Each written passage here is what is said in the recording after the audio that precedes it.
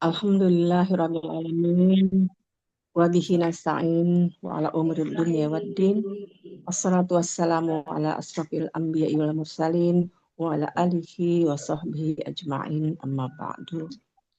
Yang pertama-tama kita syukuri bahwa sampai pada hari ini kita masih diberi nikmat sehat, nikmat kesempatan, dan alhamdulillah kita masih dalam keadaan sehat walafiat menjalankan ibadah Ramadan yang hanya tinggal beberapa hari lagi ini.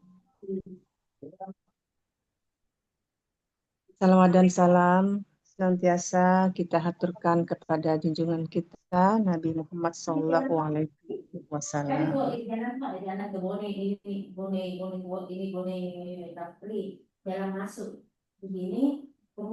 Selanjutnya terima kasih saya haturkan kepada Ibu Dr. Suryaningsih yang telah berkenan untuk menjadi narasumber di kegiatan pengajian online Ramadan untuk materi terakhir kita di Ramadan tahun 1447 Hijriah ini.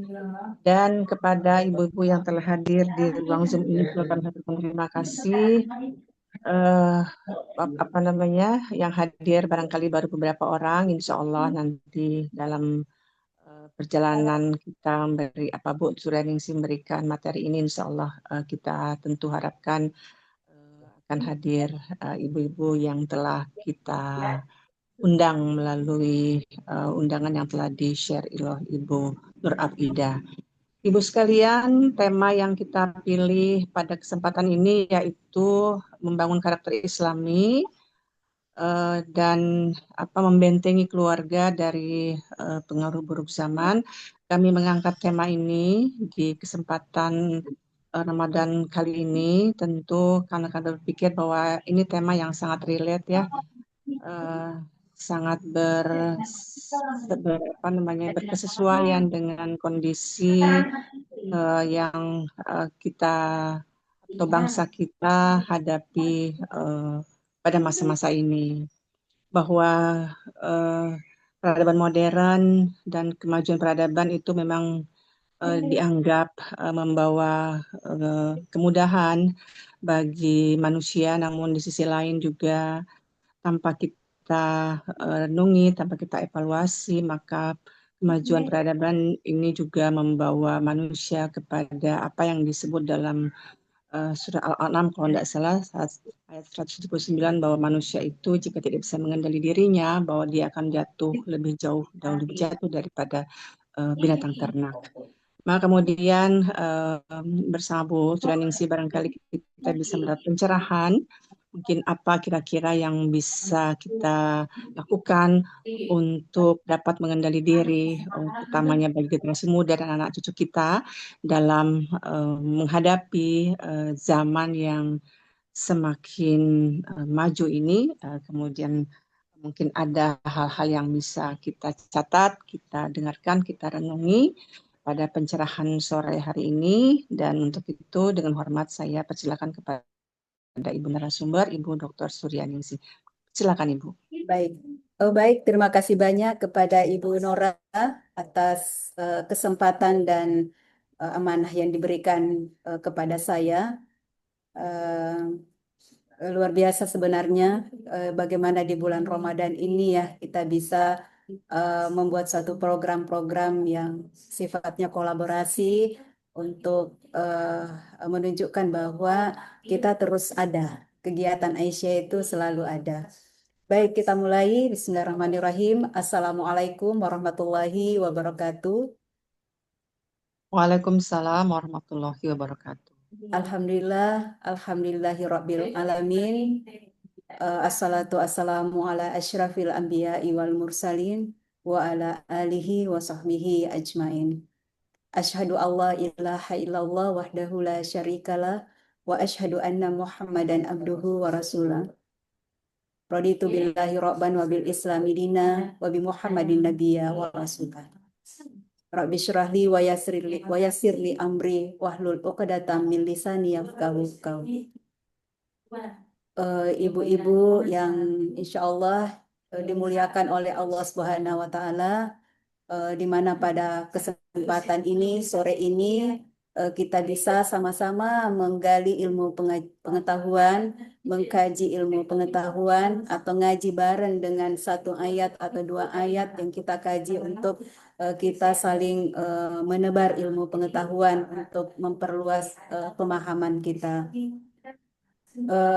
Salawat dan salam tetap tercurah kepada junjungan kita Nabi Muhammad, Nabi Agung, ya, Nabi Muhammad Sallallahu Alaihi Wasallam yang telah menghantarkan kita dalam suatu alam, dari alam kegelapan ke suatu alam yang penuh dengan ilmu pengetahuan dan nilai-nilai kemanusiaan. Untuk kesempatan ini, sebagaimana yang telah disampaikan Ibu Nora tadi selaku moderator, mengarahkan bahwa insya Allah kita akan mengkaji secara bersama-sama suatu tema yang sangat menarik untuk kita kaji, yaitu membangun karakter Islami untuk membentengi keluarga kita dari pengaruh buruknya zaman. Ibu-ibu yang dirahmati oleh Allah Subhanahu wa Ta'ala, alhamdulillah tak terasa di Ramadan 1447 Hijriah ini kita sudah masuk pada tahap ketiga, yaitu memasuki 10 malam terakhir bulan Ramadan.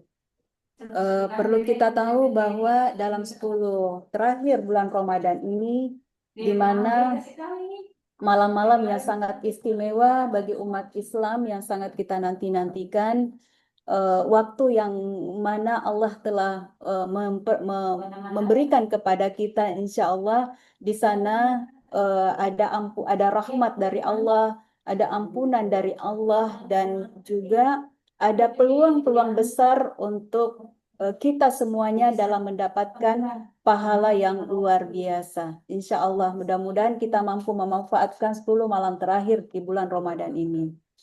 Karena di dalam surah Al-Qadar sendiri ayat 3, Lailatul Qadari khairun min alfi syahr. Bahwa Lailatul Qadar itu lebih baik dari 1000 bulan. Namun di tengah keberkahan ini tentunya kita perlu melakukan kontemplasi diri untuk bagaimana melakukan sebuah penghayatan, bagaimana dengan kondisi keluarga kita, bagaimana dengan kondisi anak-anak kita, apakah rumah kita ini telah kita desain, telah kita tempatkan untuk mereka, anak-anak kita ini bisa bertumbuh dan berkembang keimanannya itu dengan maksimal, atau mungkin justru rumah ini yang kita bangun, yang kita desain ini menjadi suatu tempat masuknya suatu pengaruh buruk zaman.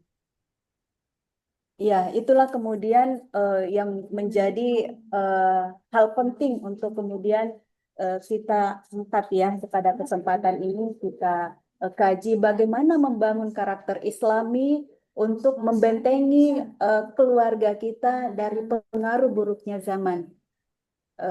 Ya, saya barangkali mencoba untuk bagaimana menarik dalam situasi sekarang ini di mana kita sudah masuk pada tahap ketiga ini untuk mendapatkan suatu rahmat Allah, ampunan dari Allah, dan mendapatkan pahala-pahala yang besar, yang luar biasa dari Allah Subhanahu wa Ta'ala. Ibu-ibu yang dirahmati oleh Allah Subhanahu wa Ta'ala, kita tahu bahwa Ramadan ini merupakan suatu madrasah dalam pembentukan karakter dalam kehidupan kita ini, membentuk diri ini menjadi sosok individu yang berakhlak, berbudi pekerti yang baik. Maka Ramadan itu bukan sekedar bulan yang dimana secara fisik kita menahan lapar saja, menahan haus atau dahaga. tetapi tidak hanya sebatas fisik yang Allah berikan peluang itu untuk mendidik diri kita, tetapi juga mendidik secara batiniah pada diri kita, juga secara mentalitas pada diri kita. Jadi madrasah itu adalah sebuah madrasah kehidupan, tempat di mana Allah memfasilitasi semua ini untuk bisa mendidik umat Islam agar kita bisa memiliki karakter-karakter yang kuat. Di bulan Ramadan ini kita bisa menata diri, melatih diri ini, ya ibaratnya itu Allah memberikan satu bulan untuk bisa mengcoach diri kita ini supaya kita bisa terlatih menjadi hamba-hamba yang sabar. Ya, sabar karena kita menahan lapar, menahan haus, menahan emosi, menahan berbagai hal kita bisa menahan, berarti itu menguji kesabaran kita. Kemudian rutin kita lakukan selama 30 hari dalam sebulan ini, berarti menanamkan sebuah kedisiplinan di dalam diri kita. Yang maksudnya ketika selesai Ramadan ini bisa berdampak lebih progres positif ke depannya untuk diri kita tertata lebih baik, disiplin dalam beribadah, disiplin dalam menjalani kehidupan ini, bekerja, mungkin disiplin dalam tata kelola di dalam rumah kita, dan tentu banyak buah-buah positif yang bisa memberikan hal kebergunaan pada diri kita. Jadi di samping itu juga menahan hawa nafsu kita ya secara mentalnya, kemudian juga bagaimana mensupport eh, ibadah. Jadi naluri beribadahnya itu juga semakin ditingkatkan ya karena pastinya dengan masuknya Ramadan ini kita lebih telaten lagi membuat jadwal-jadwal agar kegiatan kita dari hari ke hari berisi atau bernuansa ibadah. Kita membuat jadwal mengaji, jadwal pekerjaan, jadwal sholat. Semua kita jadwal untuk apa? Untuk mengisi Ramadan ini penuh dengan ibadah sehingga terjadi sebuah peningkatan ibadah dalam diri kita di dalam bulan Ramadan ini. Di samping itu, ibu-ibu juga menanamkan rasa empati kepada kita antar sesama sesama kita ya, menanamkan suatu kepedulian. Misalnya kita berbagi sedikit rezeki untuk bersedekah, untuk berinfak, ya diakhiri nanti dengan zakat fitrah. Jadi artinya tidak hanya berzakat saja yang diberikan akses di bulan Ramadan ini, tetapi juga di bulan Ramadan ini kita bisa berbagi makanan atau berbagi hal lain. Saya melihat tetangga yang memang punya rasa empati, berlomba-lomba ketika ingin beduk untuk berbuka itu bunyi, mereka berlomba-lomba untuk memesan makanan, ada yang memesan sate, ada yang memesan berbagai jenis-jenis lauk, dan mereka membagi-bagikan. Kalaupun dia tidak mampu mengolah di rumah, karena dia tahu bahwa ketika menjelang berbuka itu, di sanalah Allah mengijabah doa-doa kita. Sehingga saya melihatnya itu sampai terharu rasanya ibu-ibu itu melihat pemandangan. Dia membagikan tetangga lauk per ini. Tidak banyak sebenarnya, tetapi ya itulah ibadah itulah yang bisa dia lakukan sesuai dengan kapasitas kemampuannya. Saya rasa ibu-ibu juga di sini punya strategi yang bisa dilakukan untuk meningkatkan ibadah itu, kepedulian dan rasa empati kita kepada saudara-saudara yang ada di sekitar kita. Iya, di samping itu puasa melatih kita untuk melakukan pengendalian diri tadi ya, menahan dari segala amarah, emosi dan lain sebagainya.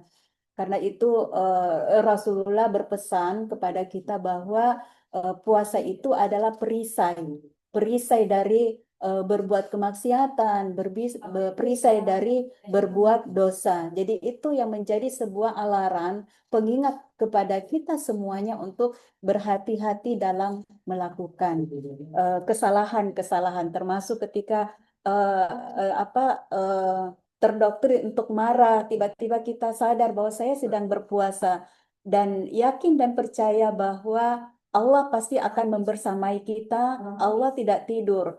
Allah selalu hadir untuk mengontrol hamba-hambanya.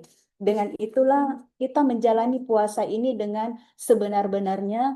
Lalu ketika kita mampu menjalankan puasa itu dengan sebenar-benarnya, maka tumbuhlah karakter baik itu pada diri kita yang harapannya nanti kita akan berubah menjadi jauh lebih baik.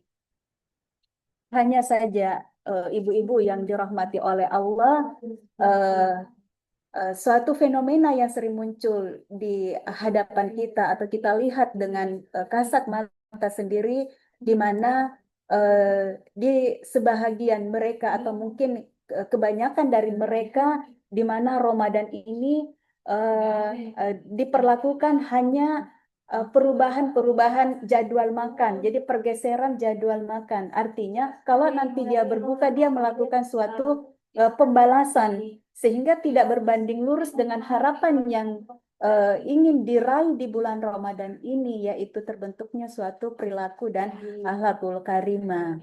Ya, seperti itu.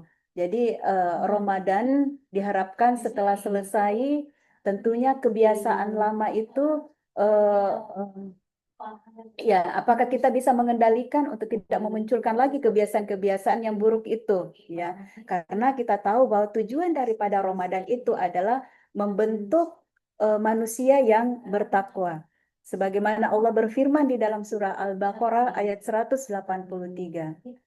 Ya ayyuhalladzina amanu kutiba alaikumusyamu kama kutiba alal ladzina min qablikum la'allakum tattaqun. Artinya bahwa bulan Ramadan ini di mana kita berpuasa, seringkali kita memahami bahwa puasa itu hanya sebagai kewajiban ritual saja kita berpuasa.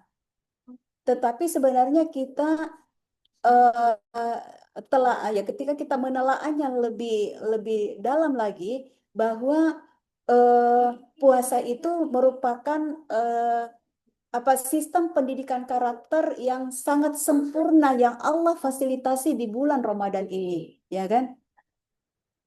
Jadi ya ayyuhalladzina amanu kutiba alaikumusyamu kama kutiba alal ladzina min qablikum la'allakum tattaqun. Jadi tujuan akhir daripada puasa adalah menjadikan kita ini sebagai orang-orang yang bertakwa.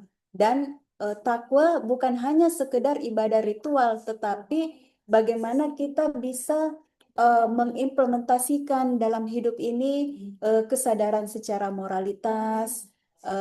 Kita pun juga mampu melakukan pengendalian diri. Kita bisa konsistensi dalam suatu kebaikan-kebaikan, ya.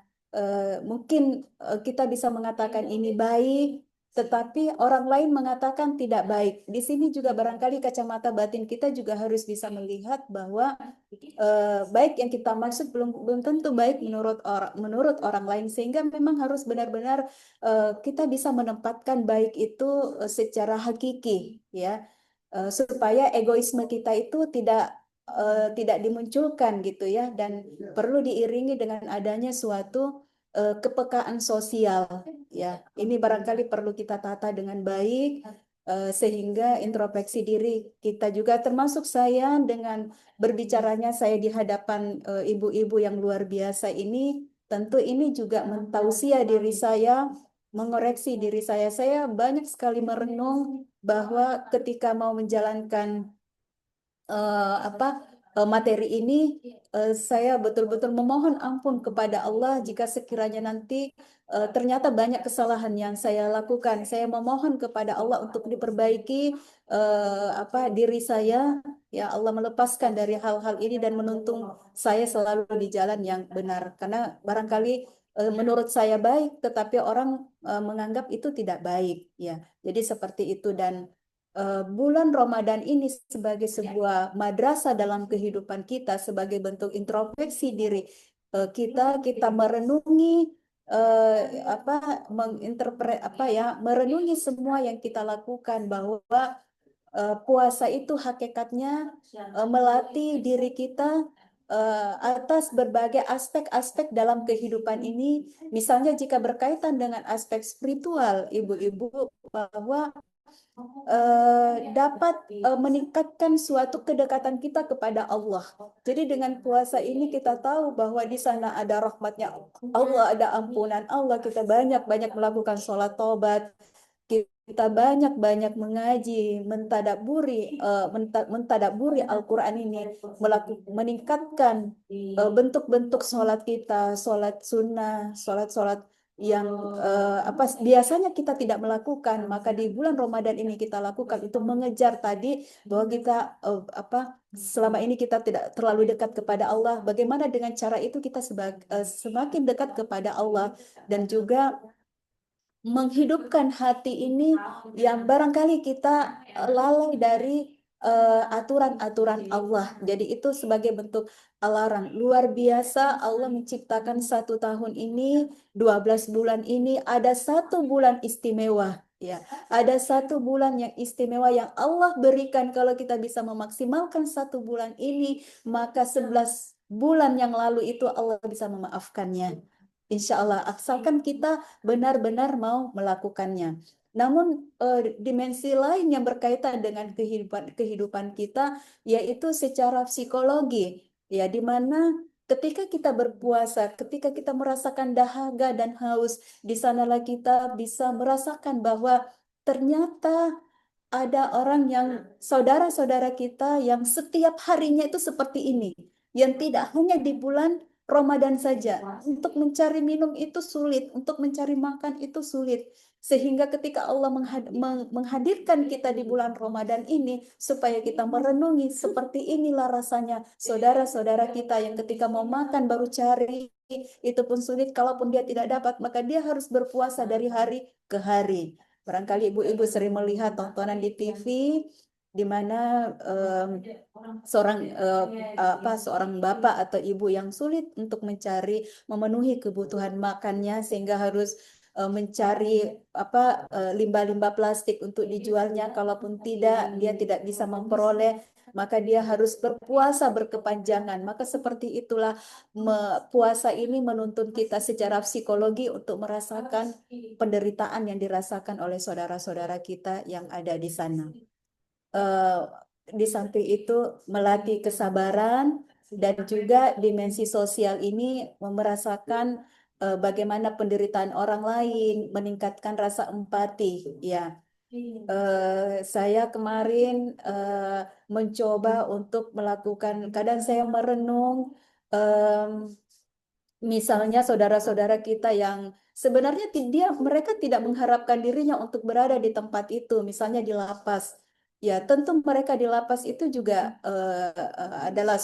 adalah manusia yang punya hak asasi gitu ya kan. Meskipun kita sadar dan kita tahu bahwa dia pantas masuk di sana karena memiliki kesalahan yang dilakukan ya.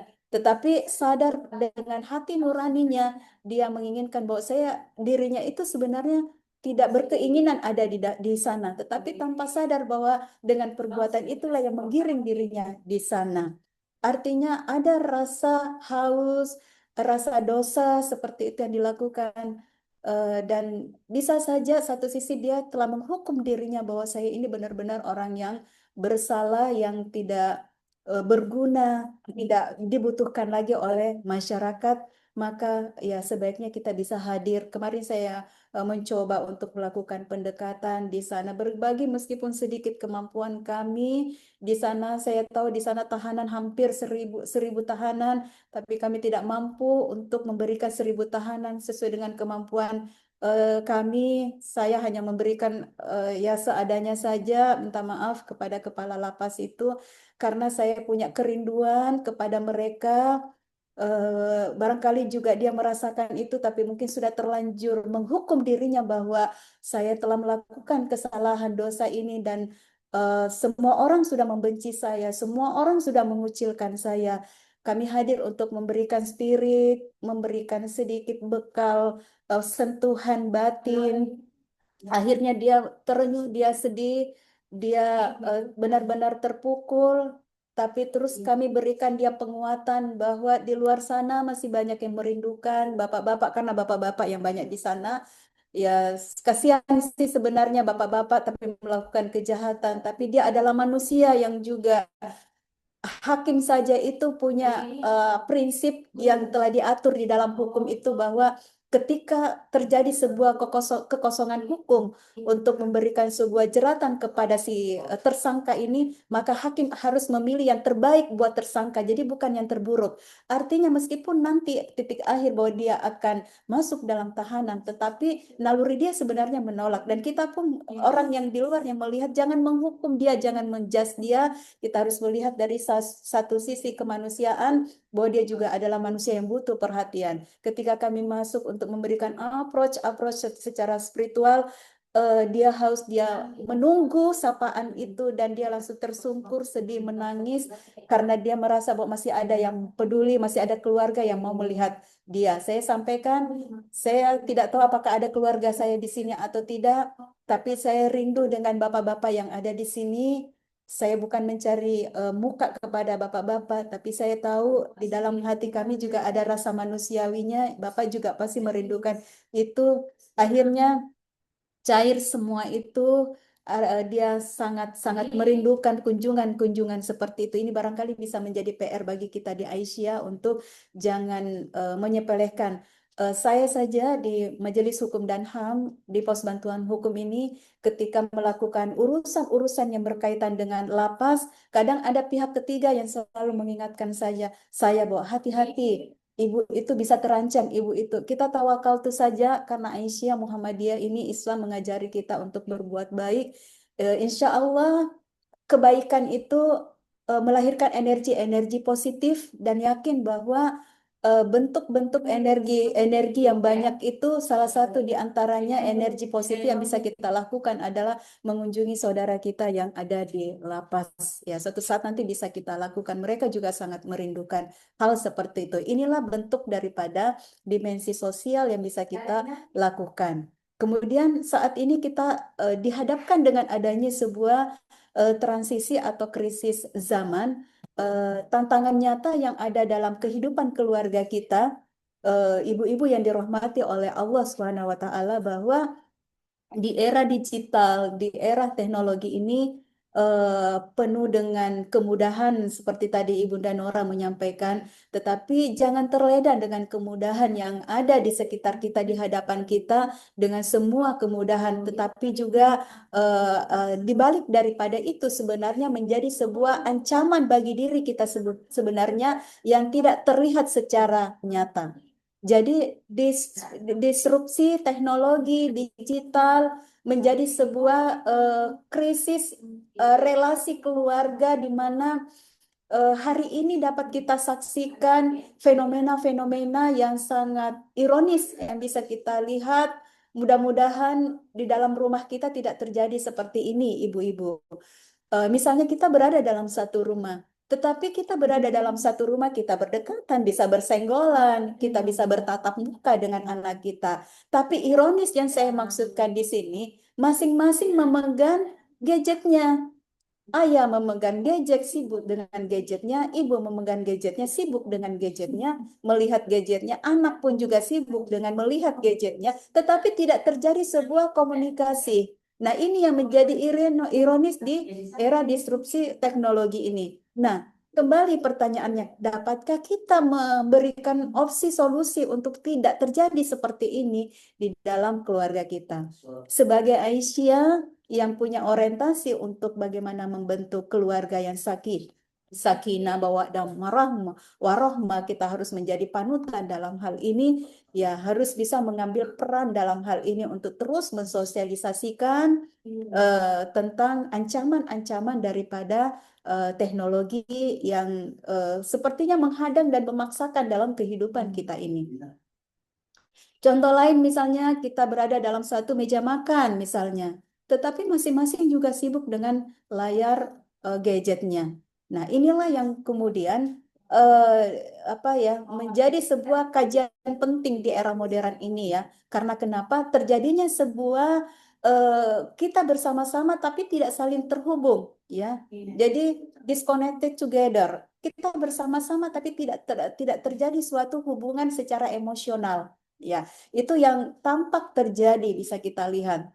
Lalu dampaknya apa, ibu-ibu? Akhirnya terjadi sebuah penurunan kedekatan terhadap keluarga, ya, terhadap ibu, orang tua terhadap anak, ayah terhadap anaknya, ya, hilangnya komunikasi keluarga, menurunnya kedekatan emosional keluarga terhadap anak, ayah, orang tua terhadap anak-anak dalam satu keluarga. Kemudian juga anak pun juga kehilangan figurnya. Padahal Allah sudah mengatakan di dalam Al-Quran bahwa lihatlah Muhammad. Muhammad itu teladan, ya, teladan bagi kita. Ya, kurang lebihnya seperti itu. Ayat itu mengarahkan bahwa Rasulullah itu di mana Allah menciptakannya itu sebagai teladan dan eh, eh, di sana ada, jadikanlah sebagai panutan teladan kita.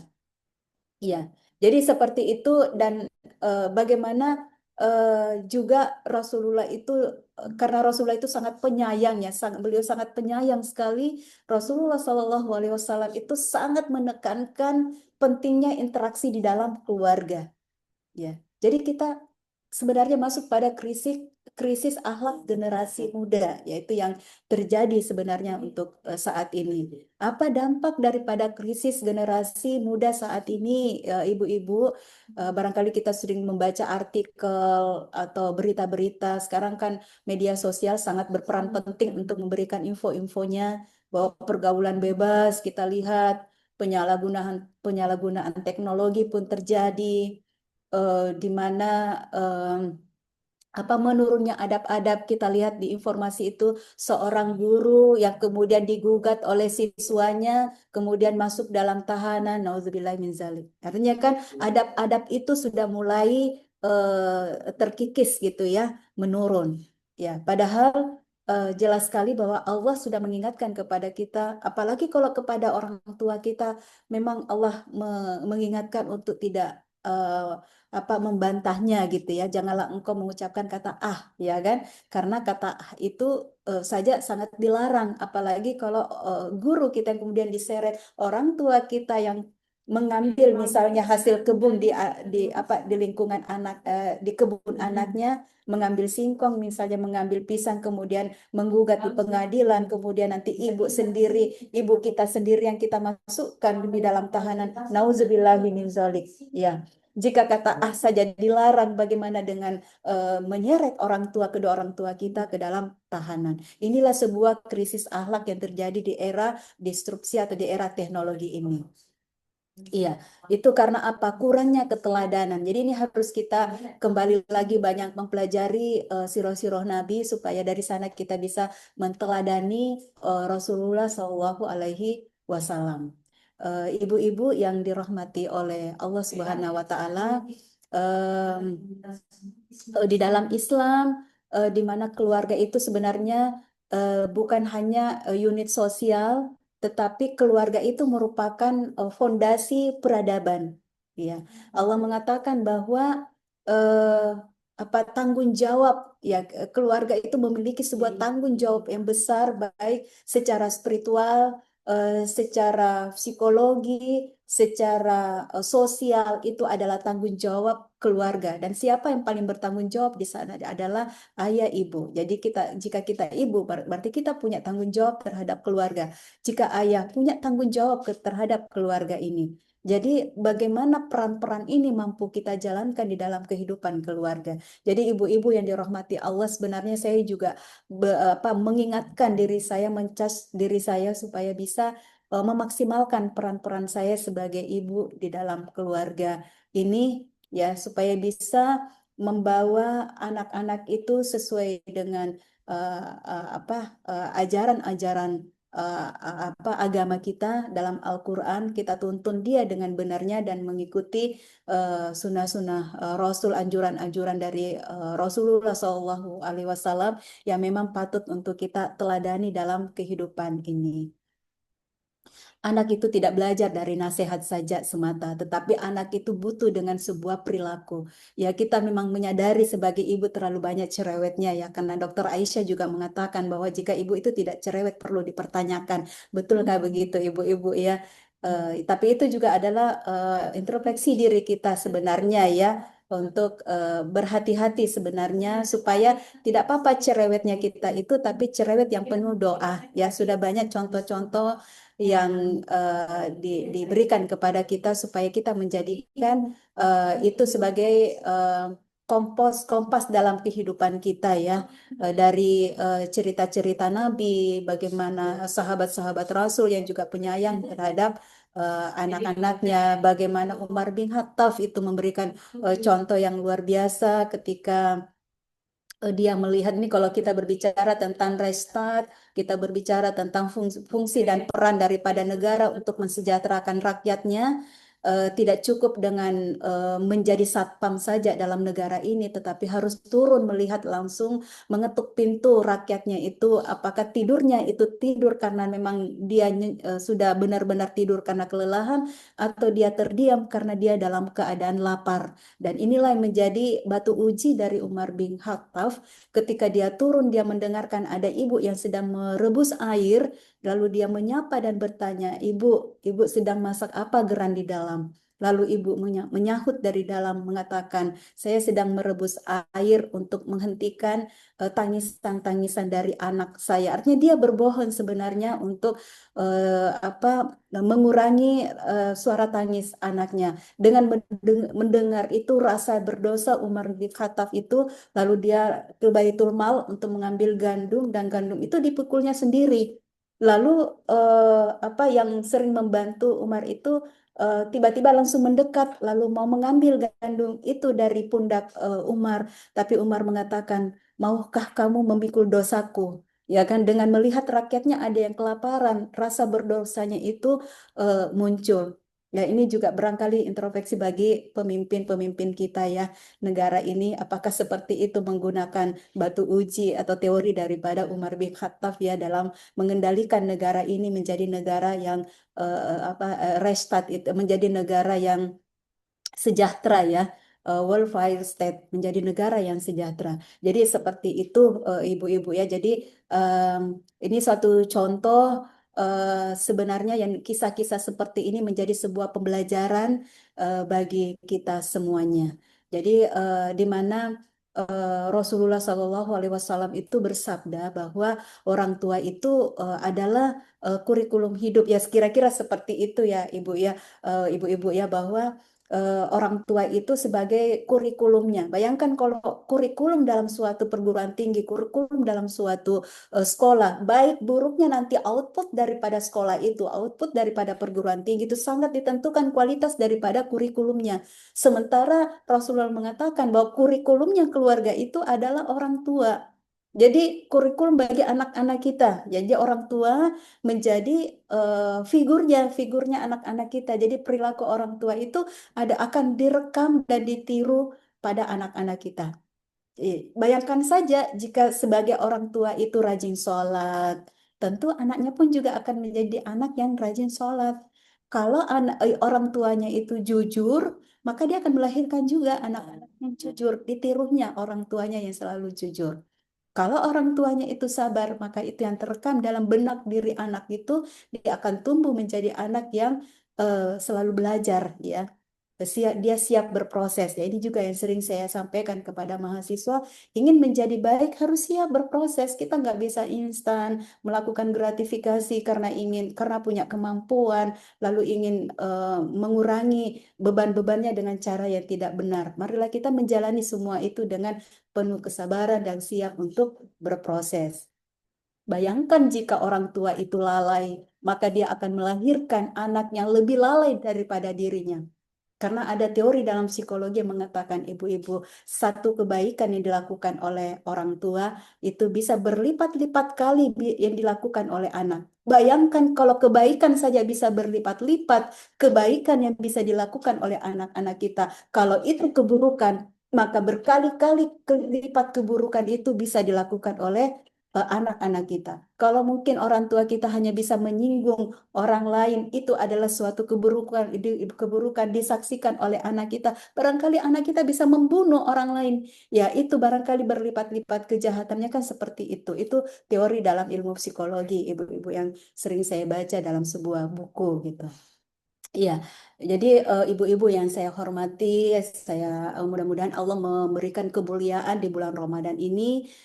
Alhamdulillah kita sudah masuk pada 10 malam terakhir. Ibu-ibu, mari kita menghidupkan 10 malam terakhir ini, malam terakhir sebagai suatu transformasi bagi keluarga kita yang mengarah yang lebih baik, lebih positif lagi. Dengan itu bukan hanya waktu ibadah secara individualnya saja, tetapi bagaimana menjadi sebuah momentum untuk membangun keluarga kita, karena Rasulullah sudah mencontohkan. Rasulullah itu ketika masuk pada 10 malam terakhir, kita tahu bahwa masjid di mana tempat beliau sering melakukan sholat dengan rumah beliau itu hanya dibatasi oleh dinding. Nah, kalau mungkin bahasa kita sekarang tembok ya, tapi dinding.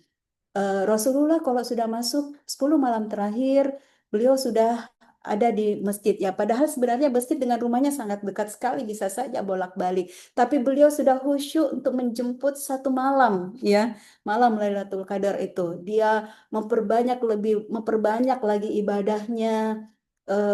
Tidak berpikir. Jadi kalau karena kita tahu bahwa Rasulullah itu rambutnya panjang ya, ibu-ibu ya, rambutnya panjang. Nah, ketika dia mau bersisir, dia karena ada celah di situ di jendela, dia memanggil istrinya, lalu dia masukkan ke jendela itu kepalanya, lalu dia minta tolong pada istrinya untuk disisir. Padahal sebenarnya kalau dipikir beliau bisa menyeberang karena dia pengen fokus untuk beribadah, karena di dalam 10 malam terakhir itu ada satu bulan yang dinantikan. Bayangkan bulan yang dinantikan itu tingkat pahala itu lebih daripada 1.000 bulan ya. Dan di dalam sejarah itu kita tahu bahwa kalau itu kita melakukan itu, bayangkan seusia manusia Indonesia ya. Kalau manusia Indonesia angka harapan hidup orang Indonesia itu 74 tahun ya, ibu-ibu ya. Itu setahu saya dari data statistik yang saya pelajari. Tetapi kalau kita mengukurnya itu ternyata 83 tahun. Jadi kebayangkan saja, Allah akan mengampuni dosa-dosa kita itu kan selama seusia manusia 85 tahun, 83 tahun lebih. Itulah kemudian Allah mencontohkan seperti itu supaya kita bisa menjalaninya itu, di mana Rasulullah itu menghidupkan malamnya dengan ibadah-ibadahnya, sholat sholat lailnya, kemudian bagaimana membangunkan keluarganya. Jika keluarga itu benar ingin dijadikan sebagai keluarga yang bisa diteladani oleh anak-anak, kita melakukan sholat malam secara berjamaah, ya tidak usah kita memaksakan dengan harus misalkan 11 rakaat, gak apa-apa 2 rakaat, karena itu bagian daripada mendidik dan menjadikan rumah itu sebagai media pembelajaran bagi anak-anak. Kita lakukan secara berjamaah, kita mengaji secara bersama-sama, tidak apa-apa sedikit-sedikit, tapi rutin kita lakukan. Ini adalah bentuk daripada mendidik anak kita ke jalan yang lebih baik, yang menghidupkan ibadah-ibadah baik itu di bulan Ramadan. Kemudian menjadi sebuah strategis juga di bulan Ramadan ini, karena budaya-budaya ibadah itu kemudian terhabituasi di dalam keluarga kita. Anak terbiasa dengan kegiatan-kegiatan yang sifatnya spiritual.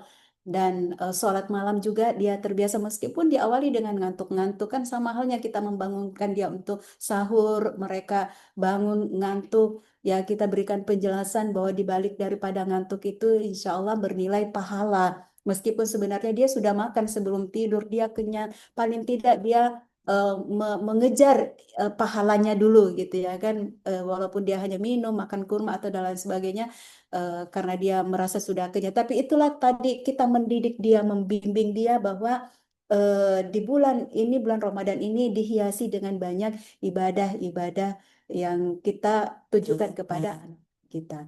Jadi ibu-ibu yang dimuliakan oleh Allah Subhanahu wa taala, karakter itu eh, tidak terbentuk secara instan, tapi memang membutuhkan suatu proses ya. Dalam proses itu ada indikator-indikator yang harus kita tunaikan, harus kita implementasikan, seperti misalnya melakukan suatu pembiasaan, ya kita biasakan. Lalu di sana dalam bentuk pembiasaan ini ada keteladanan yang diberikan, kita memberi contoh, tidak banyak suara tapi memberikan tindakan, sehingga itu bisa memberikan energi-energi positif terhadap lingkungan keluarga atau anak-anak kita. Dan lingkungan itu memang harus kita taburi dengan hal-hal yang positif. Jadi ibu-ibu yang dimuliakan oleh Allah, nilai utama yang harus kita tanamkan adalah kejujuran. Ya, ini kan sudah mulai kita lihat bagaimana terdegradasinya moralitas bangsa Indonesia. Kita tahu bahwa praktek korupsi itu bukanlah sesuatu yang membuat kita terkejut ya, tapi seolah itu dianggap biasa saja. Padahal maknanya itu sangat buruk. Bayangkan saja kalau korupsi itu kita kaitkan dengan sebuah penyakit, itu sama dengan penyakit kanker yang sudah stadiumnya itu borok, sudah stadiumnya itu parah, yang menyengat baunya. Ini perbuatan yang buruk korupsi ini. Nah, kalau tidak dibentengi dengan kejujuran, tidak dijadikan sebagai fondasi dalam kehidupan sosial anak-anak kita, maka dia terbiasa untuk melakukan tindakan-tindakan yang tidak jujur. Kalau tindakan jujur itu tidak terhabituasi dalam kehidupannya, maka tidak akan habis praktek masif daripada korupsi di negara kita ini. Nah, selanjutnya ibu-ibu yang dirahmati Allah adalah disiplin. Itu akan menggembleng kita untuk menjadi sosok individu yang disiplin, di mana ya hasil daripada latihan ibadah ini akan diharapkan bahwa sustainable, berkelanjutan daripada bulan Ramadan ini. Yang memberikan kita dengan penuh kekokohan adalah tanggung jawab terhadap kesadaran kita terhadap amanah di bulan Ramadan, dan setelah itu amanah-amanah lain yang Allah berikan, atau mungkin di tempat kerja, atau mungkin di mana saja, itu harus dibarengi dengan tanggung jawab. Anak kita juga kita tuntun supaya memiliki rasa tanggung jawab untuk memelihara barangnya sehingga tidak selalu kehilangan barang. Bayangkan kehilangan barang juga tanggung jawab orang tua, kita harus menggantikan, berarti harus siapkan dana untuk menggantikan. Tetapi jika dia terbentuk dengan tanggung jawab itu, maka itu juga membantu diri kita sebagai orang tua. Jadi banyak keutamaan-keutamaan yang bisa kita raih dalam mendisiplinkan anak, memberikan tanggung jawab, dan juga menanamkan ketaatan kepada Allah Subhanahu wa Ta'ala. Mengelola teknologi juga itu sangat bijak, harus bijak kita lakukan dan penting untuk kita lakukan. Ibu-ibu yang dirahmati oleh Allah, bahwa jangan jadikan sebagai musuh, tidak juga ya, kita nggak bisa menjadikan musuh, tetapi bagaimana kita bisa mengontrol dengan maksimal. Anak-anak juga kita bisa kontrol dengan maksimal.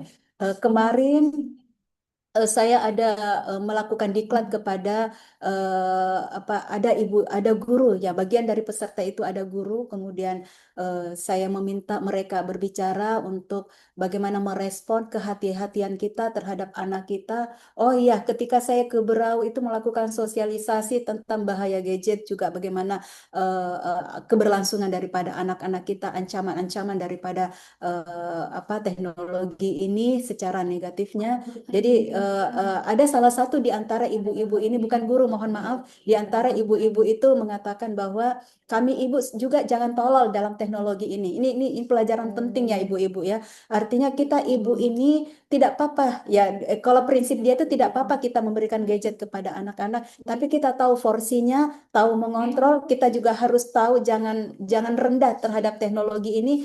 Ibu itu punya teknologi, dia punya aplikasi yang bisa bisa seperti CCTV gitu Bu, seperti CCTV dia punya aplikasinya, dan dia mengontrol. Oh, anakku hari ini menggunakan sekian jam, karena di dalam data statistik itu menunjukkan bahwa pada umumnya remaja itu menghabiskan waktunya 6 sampai 9 jam itu di depan layar gadgetnya.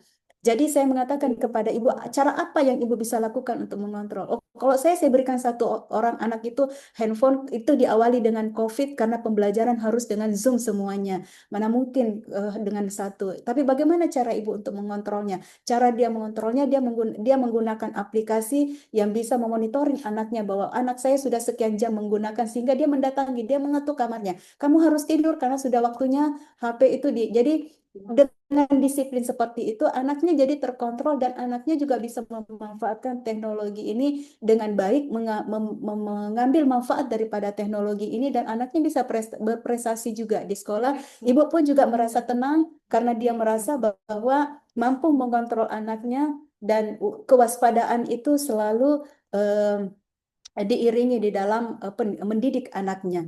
Jadi itu barangkali yang bisa saya sampaikan. Ibu-ibu barangkali nanti bisa kita diskusikan secara bersama-sama. Apa yang saya berikan ini sebagai bentuk refleksi secara mendalam saja.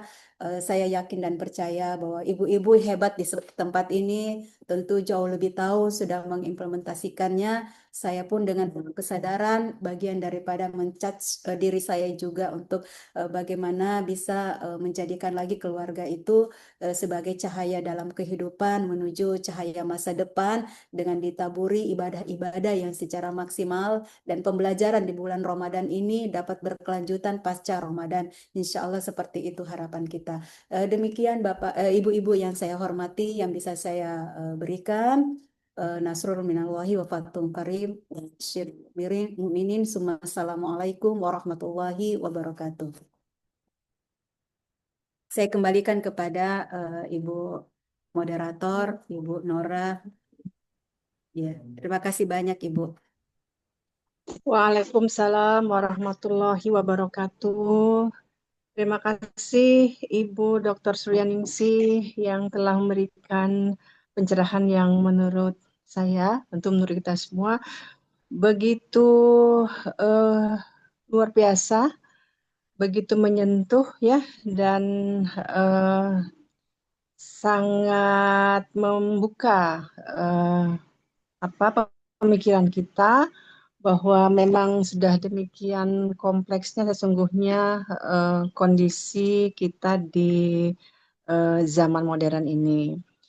Em, yang saya sempat catat tadi disampaikan oleh Ibu narasumber bahwa Ramadan ini adalah sebagai madrasah kehidupan. Kata Bu narasumber tadi bahwa di 12 bulan itu ada satu bulan yang menjadi kado terindah ya bagi manusia, khususnya bagi kaum beriman. Kado yang sangat mulia sesungguhnya bila kita hayati. Begitu maha kasihnya Allah diberikan satu bulan yang tadi sudah cukup panjang lebar disampaikan oleh Ibu narasumber tentang 10 hari terakhir. Kemudian juga dalam hal membentengi generasi dari pengaruh buruk zaman disampaikan oleh narasumber tadi bahwa memang rumah itu adalah merupakan benteng utama dan tentu ibu di dalamnya menjadi garda terdepan ya. Karakter itu kata Bu narasumber tidak bisa instan. Karakter disiplin, kemudian tanggung jawab, kejujuran itu memang harus berproses gitu. Dan ibu tentu memikul tanggung jawab yang besar, suka atau tidak suka, dalam membentengi anak-anak generasi kita dari pengaruh luar. Kemudian juga kata Bu narasumber tadi bahwa anak-anak tidak hanya butuh omelan gitu, tapi juga butuh perilaku teladan ya. Orang tua kata Bu Suryaningsih adalah kurikulum ya bagi kehidupan anak ya, di sekolah kehidupan anak ya, tentu segala kebaikan itu juga kata Bu Suryaningsih tadi al jazaul ihsan ilal ihsan, bahwa tidak ada kebaikan yang tidak berdampak berbalas dengan kebaikan pula gitu. Jadi apa kebaikan yang dilakukan orang tuanya pasti akan baik pula pada anak-anaknya. Selanjutnya dari itu juga tadi dikunci juga oleh Ibu Suryaningsih bahwa negara juga tidak boleh diam. Latar belakang dari cerita Umar bin Khattab tadi yang disampaikan oleh Ibu narasumber bahwa Umar bin Khattab itu rela untuk memanggul ya sendiri gandum bagi ya manggul sendiri, itu harusnya juga menjadi satu keteladanan bagi negara untuk punya empati untuk hadir di masyarakat khususnya pada kaum fakir yang barangkali jumlahnya juga cukup banyak di negara kita. Ini ibu-ibu barangkali ada hal, karena waktu kita memang tidak panjang, 1 jam mungkin tidak cukup untuk membahas tema ini, tapi insya Allah ini menjadi PR bagi Majelis Tablik dan Tarzihan untuk menghadirkan kembali tema-tema yang relate dengan kehidupan kita, baik itu secara online maupun secara offline. Nah, Baik. kalau mungkin peserta kita sayang tidak banyak, walaupun ini menurut saya adalah sebuah tema yang begitu bagus ya. Eh, Ada 80 orang yang hadir kayaknya. Alhamdulillah. Tidak apa-apa, Bu. Tidak mengapa ini direkam kegiatan ini yang tidak sempat hadir secara online, nanti insya Allah mereka bisa buka link, nanti di-share untuk kemudian mereka nanti bisa Belajar. mengikuti ini di masing-masing tempat begitu. Nah, ibu-ibu, apa namanya, perlu saya sampaikan juga dari MTK PWK Kaltim bahwa ini adalah materi terakhir kami. Ibu Suraningsi menutup kegiatan ngaji online Ramadan tahun 1447 kali ini. Oh, terakhir. Dan ini kita insya Allah nanti akan kembali mengudara demikian setelah 1 atau 2 atau 3 minggu setelah Idul Fitri. Dan tentu saya berterima kasih banyak kepada Ibu Nur Abidah yang telah menjadi koordinator dalam program ngaji online Ramadan kali ini, dan insya Allah akan terus berlanjut. Nanti untuk narasumbernya kita akan berkeliling Kalimantan Timur ke PDA-PDA Aisyah, ke PDA-PDA pimpinan daerah Aisyah Kalimantan Timur. Sebelum menutup kegiatan ini, barangkali ada yang ingin disampaikan, ibu-ibu. 2 menit masih ada, mungkin bisa digunakan. Silakan, mungkin ada yang ingin disampaikan.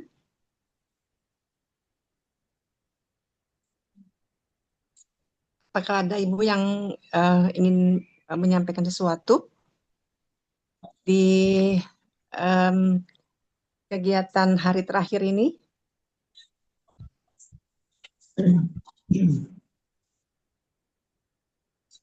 Silahkan, Bu. Benar, saya rasa cukup aja sudah. Ya. Oh iya, baik. Ini Terima teladan kasih. kita, Bu Nora, teladan kita ini, Bundaku. Ya, selalu Berarti ini ini. selalu Iya. yang selalu tidak pernah absen Iya, beliau. senyumnya itu, Bu, selalu mengalir buat kita, penyemangat. Ya, selalu. Kemudian di kesempatan ini saya dan sebagai ketua juga kami dari Majelis Tabligh dan Tarjihan mengaturkan terima kasih kepada pimpinan harian yang sudah mensupport kegiatan ini, kepada Ibunda Haja Suhartini yang selalu hadir, tidak pernah absen, dan juga kepada Ibu Julaika yang dalam masa recovery di Yogyakarta yang juga hadir di kegiatan ini. Kami tentu berharap dan mendoakan semoga beliau segera dapat pulih kembali dan dapat kembali bersama-sama kita di Samarinda. Dan pada akhirnya kami mohon maaf dari Majelis Tabligh dan Tarjihan, mohon maaf apabila di dalam penyelenggaraan kegiatan ngaji online ini terdapat hal-hal yang kurang berkenan begitu. Tentu tidak ada kerja yang sempurna ya. Iya, Pasti betul. ada saja Ada kurangnya, kekurangan. dan insya Allah juga menjadi PR bagi kami untuk bagaimana kami nanti membuat koreksi sehingga semoga kegiatan-kegiatan kita berikutnya yang online ini bisa dikunjungi oleh banyak jamaah.